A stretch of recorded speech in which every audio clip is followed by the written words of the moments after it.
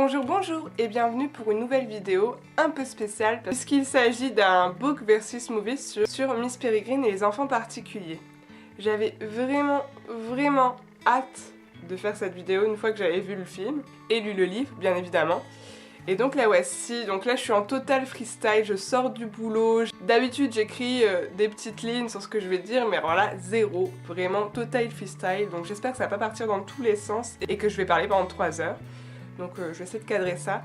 Donc dans cette vidéo, dans un premier temps, je vais vous parler du livre que j'ai ici, de mes impressions, comme si je faisais un update lecture, donc je vous dirai pas de spoiler particulier. Par contre, dans la deuxième partie où je vous parlerai du film, là, il risque d'avoir des spoilers, pas dans le début de mon avis, mais sans doute après dans la suite quand je vais comparer au livre. Donc on va commencer tout de suite par le livre. Donc moi j'ai la version poche, donc de Miss Peregrine et les enfants particuliers, qui est le premier tome d'une trilogie écrite par Ransom Rings. Et du coup j'avais énormément peur de ce livre de poche, parce qu'en fait je m'explique, dans la version grand format, c'est un très beau livre, il a des photos dedans et tout, et c'est une partie importante de l'histoire. Et j'avais énormément peur que le livre de poche finalement soit en deçà de ce qu'il devrait être, et notamment sur la qualité des photos, la qualité du papier, etc. Et en fait pas du tout. Franchement c'est... Je pense que vous pourrez pas le voir à la caméra, mais les pages sont vraiment très épaisses pour un livre de poche. D'ailleurs c'est pour ça je pense en partie que le livre est aussi gros. C'est super bien travaillé. Donc là par exemple on a une photo, donc vous voyez, c'est juste magnifique. On a aussi les petits bas des pages où il y a un petit motif à chaque page. Ouais, donc là encore des photos, enfin bref, c'est vraiment super bien fait. Mais voilà, en bref, c'est un très beau livre qui même sous le livre de poche reste joli de toute façon. Donc par exemple dans le début. Donc rien à dire, j'avais vraiment peur pour rien. Donc ça c'était la petite parenthèse objet livre. En ce qui concerne l'histoire, dans cette histoire-ci on découvre Jacob qui est un jeune garçon dont le grand-père avait l'habitude de lui raconter des histoires sur son enfance dans un manoir au Pays de Galles où vivaient des enfants particuliers qui avaient des pouvoirs. Il y avait notamment une petite fille qui lévitait et dont on voit la photo sur la couverture, elle ne touche pas le sol. Et donc bien sûr en grandissant, Jacob ne croit plus à ces histoires. Pour lui, on lui a menti et c'était juste pour s'endormir le soir. Sauf qu'un événement bien particulier va se passer dans la vie de Jacob qui va remettre tout en question. Je vais rien dire de plus sur cette histoire, vous la découvrirez. J'ai beaucoup aimé ce roman.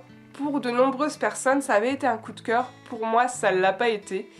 Je saurais pas vous expliquer pourquoi, si ce n'est que comme on me l'avait survendu, que je l'avais vu partout, que tout le monde l'avait adoré, et au final, moi j'en attendais tellement que quand je l'ai lu, je me suis dit ah ouais, elle est super bien, mais ça n'a pas été le coup de cœur parce que je m'attendais à beaucoup plus. Ce qui a fait que c'était pas un coup de cœur, c'était notamment les longueurs au début. Après l'événement dramatique que Jacob connaît, et on a toute une partie de sa vie, je trouve à ce moment assez long, c'est-à-dire pas super intéressant, il aurait pu être beaucoup plus rapide. Donc c'est peut-être pour ça que ça n'a pas été un coup de cœur. J'ai vraiment aimé l'ambiance de ce roman, c'est-à-dire que c'est une ambiance assez glauque, assez morbide je dirais, enfin ça fait un petit peu peur, c'est vraiment parfait pour ce temps-ci où l'Halloween arrive et tout. C'était vraiment le livre qu'il fallait lire à cette époque de l'année, et le film aussi puisque je vous en parlerai. Et du coup quand je l'ai lu et quand je me suis dit il va être adapté par Monsieur Tim Burton, je me suis dit c'est tout à fait son genre d'univers qu'il utilise d'habitude, notamment dans Édouard nos mains d'argent, etc. C'est assez gothique d'un côté.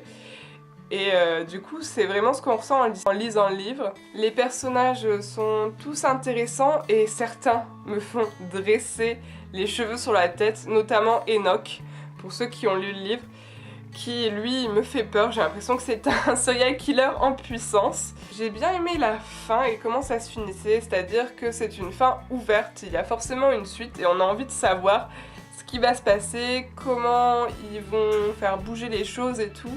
Après j'ai un petit peu peur que le tome 2 soit en deçà, parce qu'il soit un tome de transition comme beaucoup de tomes 2. par rapport au tome 3 où il y aura, je suppose, le final des finaux. Donc voilà, en gros, c'est ce que j'ai pensé du livre, sans trop vous en dire. C'était vraiment une très bonne lecture, bien gothique, bien halloweenesque, avec de l'action, des personnages secondaires super importants.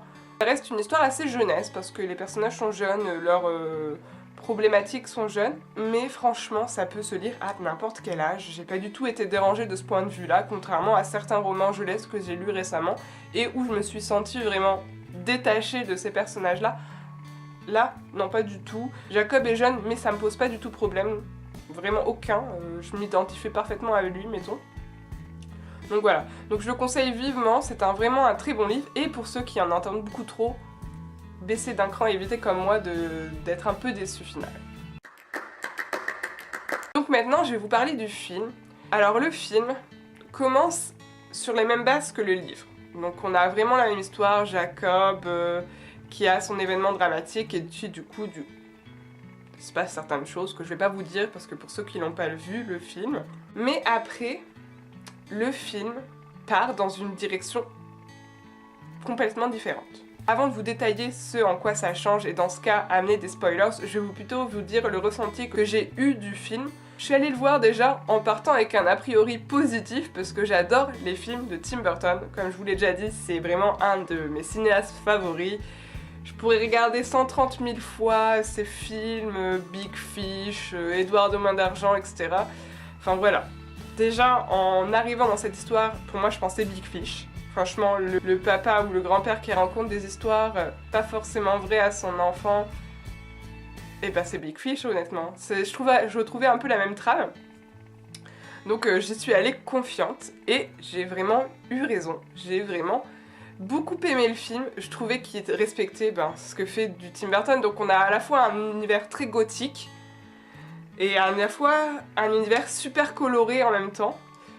Pour ceux qui connaissent Édouard aux mains d'argent, donc on a à peu près la même dualité, donc l'univers où vivait Edward qui est super sombre, super gothique, et là où il arrive dans la petite ville des années 50 ou 60 où tout est super coloré, c'est un peu ça. En fait, on retrouve la même dualité, et ça franchement, pour moi j'adore, enfin j'aime beaucoup ça. Il a insufflé beaucoup plus d'humour que dans le livre, et du coup on a des petits passages, notamment avec le papa de Jacob, qui sont à mourir de rire. Notamment un moment où il court sur la plage après Jacob et qui dit « Non mais mon fils a des problèmes psychologiques ». C'était assez drôle, enfin moi ça m'a fait rire. Comme ça à dire, c'est peut-être pas drôle, mais ça m'a fait rire. Donc franchement, pour ceux qui ont peur d'aller le voir, ne vous inquiétez pas, si vous aimez les Tim Burton d'habitude, vous allez aimer de toute façon. Mais ne vous attendez pas à un truc très fidèle parce que Tim Burton et ses scénaristes ont complètement remanié l'histoire. C'est-à-dire que là, on arrive à un objet film complètement différent de l'objet livre. La fin est pas pareille, l'intrigue est pas pareille. Ça pourrait très bien ne pas avoir de suite, et ça, j'ai vraiment beaucoup aimé. C'est-à-dire qu'on arrive à la fin de celui-là, il est fini quoi. On a fini le cycle, contrairement au livre où franchement on appelle un autre livre. Là non, là ça pouvait se faire en elle-même, peut-être qu'il n'y en aura pas de deuxième. Ça je pense que ça dépendra un peu des sous-sous comme beaucoup de choses. Mais voilà, au moins ça a le bien de se terminer là. Donc là ça va être le moment spoilers pour vous dire ce qui a changé par rapport au livre. Donc en des termes simples, les enfants ont beaucoup changé, donc notamment Emma. Emma se retrouve avec les pouvoirs d'Olive, en plus les pouvoirs qui sont remaniés.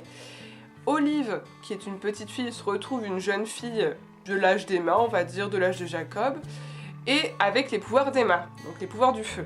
Enoch, lui aussi, prend 10 ans et se retrouve du même âge que Emma, Jacob, Olive et tout ça. Et Bronwyn, qui était la meilleure amie d'Emma, donc du même âge, se retrouve une toute petite fille, mais super forte aussi. Donc au niveau des pouvoirs, les plus jeunes enfants restent pareils, c'est juste Emma et Olive qui intervertissent complètement. Mais ça se tient au final. Dans l'histoire, ça se tient complètement. Une fois qu'on a passé la barrière de « c'est pas la même chose », c'est bon, ça passe. Honnêtement, les pouvoirs d'Emma de l'air sont très importants pour la suite de l'histoire, et ça m'a pas dérangé. Au niveau des personnages maléfiques, donc les estres et les sépulcreux, il change complètement aussi. C'est-à-dire que les sépulcreux ne s'en prennent à tout le monde, mais qu'aux yeux des personnes. Ils ne mangent que les yeux. Et les yeux, au bout d'un moment, ça les rend estres. Et dans ce cas-là, les estres récupèrent leur pouvoir d'origine. Donc par exemple, un estre qui avant était un particulier qui manipulait la glace, récupérera, une fois devenu estre, ce pouvoir de glace. Ensuite, contrairement au livre où c'est une espèce de conglomérat de particuliers qui voulaient devenir immortels, bon ça on garde la même chose, sauf que ce sont juste, mettons, une petite dizaine de personnes qui font un putsch pour devenir immortels, et qui sont sous l'égide d'un chef, et ce chef est l'estre qu'on retrouve dans le livre des enfants particuliers. Mais il y en a juste un chef et après ce sont des sous-chefs.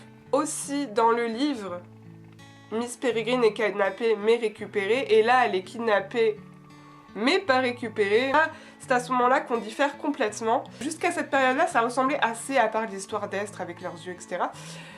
Ça ressemblait assez, mais après, là, ça devient deux mondes différents, c'est-à-dire qu'on sort complètement de l'histoire. Là, c'est complètement inventé, et ça se tient vraiment. Ils veulent à nouveau déclencher la machine, ils veulent refaire leur expérience pour devenir immortels, et du coup, les enfants doivent les en empêcher, et on a une grosse bataille qui est assez drôle en plus. Du coup, on a de l'humour, un petit caméo de Tim Burton à ce moment-là. Enoch, qui du coup était pas trop utilisé dans le livre, là bah du coup il met une super contribution. Et d'ailleurs Enoch dans le film, je l'ai adoré. Franchement, je trouve que c'était l'acteur qui s'en sortait le mieux. Avec Emma, je suis pas trop Jacob, je trouvais que l'acteur était... Enfin, il était super bon dans son rôle d'adolescent un peu déprimé, mais... Je sais pas, des fois il y a des moments où je trouvais qu'il jouait pas super bien. Mais là par contre, Enoch, il me faisait froid dans le dos. Je voyais l'acteur, j'étais... Oh, j'ai peur, il me fait peur. Et franchement, c'était lui le plus juste des jeunes acteurs. Le papa de Jacob, lui comme je vous l'ai dit, m'a fait mourir de rire. Il est tellement à côté de la plaque. Je me le présentais pas comme ça, je me le présentais comme quelqu'un un peu d'à côté de la plaque, mais sérieux, mais là c'est un vieux beauf américain, il est vraiment excellent, l'acteur est excellent, il me fait rire. Pour ceux qui connaissent Good Morning England, il s'agit de l'acteur qui joue dedans Simon je crois. Donc j'adorais déjà cet acteur dans Good Morning England. Et là, je l'adorais encore plus. Bah, je pense que j'ai tout dit sur le film. Je crois que j'ai tout dit à peu près ce que je pensais. Donc cette vidéo, comme je le pensais, est un peu partie en vrille. Je me sens partir partout. Donc je vais arrêter là. Je vais vous dire bah, bonne chance, regardez-le. Franchement, c'est un très bon film, c'est un très bon livre. Donc allez-y pour les deux. L'un et l'autre sont indépendants. Donc finalement, peu importe que vous lisez l'un ou l'autre, et c'est deux histoires différentes pour moi. La base est la même, mais après le traitement est complètement différent. L'objet livre se tient, le film se tient tout seul, donc quoi de meilleur. J'ai adoré les deux et je vous les conseille vivement. Donc si vous avez lu le livre ou le film, n'hésitez pas à me le dire. Enfin, on lit pas le film, mais bon c'est pas grave. N'hésitez pas à me le dire en commentaire de toute façon. Et du coup, moi je vous dis à bientôt dans une prochaine vidéo et bisous bisous!